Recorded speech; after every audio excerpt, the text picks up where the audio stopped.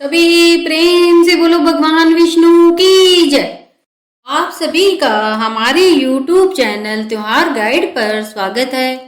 प्रिय श्रोताओं, आज इस वीडियो में हम कार्तिक मास व्रत कथा के 16वें अध्याय का श्रवण करेंगे। पिछले अध्याय में हमने कार्तिक मास व्रत कथा के 15वें अध्याय का श्रवण किया था। चलिए आरंभ करते हैं कार्तिक मास व्रत कथा महात्म्य का 16वां अध्याय। नारद जी ने कहा कि जलंधर ऐसा संदेश सुनकर बहुत क्रोधित हुआ। करोड़ों दैत्यों के परिवार के साथ शीघ्र ही निकल आया। जाते समय उसको अपने सम्मुख शुक्र तथा राहु दृष्टिगोचर हुए। उन्हें देखते ही उसका मुकुट पृथ्वी में गिर पड़ा और शीघ्रता से स्वयं भी फिसल गया। सैकड़ों दैत्यों की सेनाओं से तथा सहस्त्र विमानों से व्याप्त आकाश वर्षा काल में बादलों की भांति हो गया। उसके इस प्रयास को देखकर इंद्रादि देवता भागकर चुपके से महादेव जी के पास जाकर बोले। देवताओं ने कहा, हे स्वामिन, क्या आप हम लोगों की विपत्ति को नहीं जानते? अतएव हे प्रभु, हम सबकी रक्षा के लिए इस प्रबल राक्षस जलंधर को मार डालिए।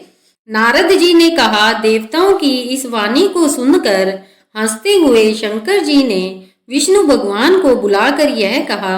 श्री शंकर भगवान ने कहा, हे विष्णु, आपने संग्राम में जलंधर को क्यों नहीं मारा और अपने बैकुंठ को छोड़कर उसके घर में जाकर क्यों रहते हो?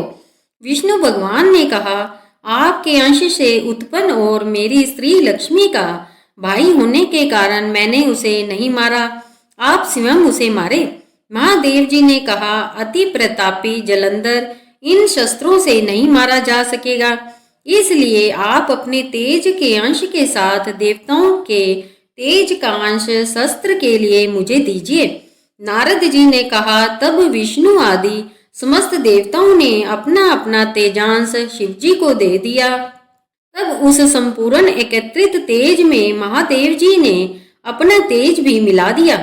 उस एकत्रित तेज से शंकर जी ने देदीप्यमान तथा भीषण एक सुदर्शन चक्र नामक भयानक शस्त्र बनाया तथा जो तेज शेष रह गया उस तेज से इंद्र ने अपना वज्र बनाया। तब वह करोड़ों हाथी, घोड़े, रथ और प्यादों से लैस होकर कैलाश पर्वत की तलस्था भूमि में जलंधर दिखाई पड़ा। उसे देखकर सब देवता जैसे चुपके से आए थे वैसे ही चुपचाप चले गए। शिवजी के गण उसी समय शीघ्रता पूर्वक संग्राम के लिए उद्यत हो गए। नंदी, गणेश तथा स्वामी कार्तिकेय आदि गण शिवजी की आज्ञा अनुसार कैलाश पर्वत से झटपट नीचे युद्ध के लिए उतर आए। कैलाश के समीप अमराई में महादेव जी के गण तथा अस्त्र शस्त्र से सुसज्जित दैत्यों में घमासान युद्ध होने लगा। योद्धाओं को प्रसन्न करने वाले भैरी, मृदंग, शंखों के शब्दों से तथा हाथी, घोड़ों, रथों के घोर शब्दों से व्याप्त होकर पृथ्वी कांप उठी। शक्ति, तोमर, बाण, मुसल, पास तथा पिटीशों के शब्द से व्याप्त आकाश मंडल अनंत उल्कापात के सदृश सुशोभित हो गया। भूमि पर मरे हुए हाथी तथा रथ के घोड़े इस प्रकार दिखाई दे रहे थे जैसे वज्र द्वारा खंडित पर्वतों के शिखरों के टुकड़े भूमि पर पड़े शोभायमान हो। शिवजी के गणों द्वारा युद्ध में मारे गए दैत्यों को शुक्राचार्य अपनी मृत संजीवनी मंत्र की शक्ति द्वारा बारंबार जीवित करते थे। शुक्र का यह कृत्य देखकर व्याकुल तथा भयातुर गणों ने महादेव जी से सब वृतांत कह सुनाया। इसके पश्चात महादेव जी के मुख से ताड़ के वृक्षों के सदृश लंबी, कंदरा के समान मुख वाली तथा स्तनों से वृक्षों को चकनाचूर कर देने वाली एक अति भयंकर कृत्या उत्पन्न हुई। वह भयंकर कृत्या युद्ध भूमि में आकर बड़े बड़े दैत्यों का भक्षण करती हुई शुक्राचार्य को अपनी योनि में रखकर आकाश में जाकर अदृश्य हो गई। शुक्राचार्य को पकड़ा हुआ देख युद्ध भूमि में प्रसन्नता और विकसित मुख वाले शिवजी के वीरगण दैत्य सेना को मारने लगे। शिव गणों के भयानक आक्रमण से दैत्यों की सेना इस प्रकार तितर बितर होने लगी जैसे वायु के वेग से तरण समूह इधर उधर उड़ने लगते हैं। रुद्र गणों के भय से भागती हुई दैत्यों की सेना को देखकर सेनापति शुंभ, निशुंभ और महाबली कालनेमी क्रोधित होकर वहां पहुंचे। महान पराक्रमी इन तीनों ने वर्षा काल में मेघों के समान बाणों की वर्षा करते हुए शिवजी की बलवान उस गण सेना को रोक लिया। दैत्य के वानों ने टिड्डी दल के समान आकाश तथा दशों दिशाओं को रोक लिया। शिवजी के गण भय से कांपने लगे।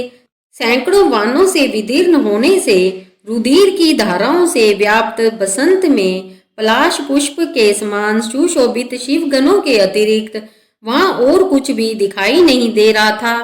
कुछ स्वयं गिरते हुए और कुछ गिरने वाले छिन्न भिन्न सब रुद्रगण संग्राम भूमि को छोड़कर भाग खड़े हुए। तत्पश्चात शैल, गणेश तथा स्वामी कार्तिकेय अपनी सेना को नष्ट हुई देख क्रोधित हो शीघ्र ही दैत्यों के रोकने में लग गए। इस प्रकार कार्तिक मास व्रत कथा माध्यम का 16वां अध्याय समाप्त हुआ। अगली वीडियो में हम कार्तिक मास व्रत कथा माध्यम के 17वें अध्याय का श्रवण करेंगे। प्रिय श्रोताओं, आपको यह वीडियो कैसी लगी?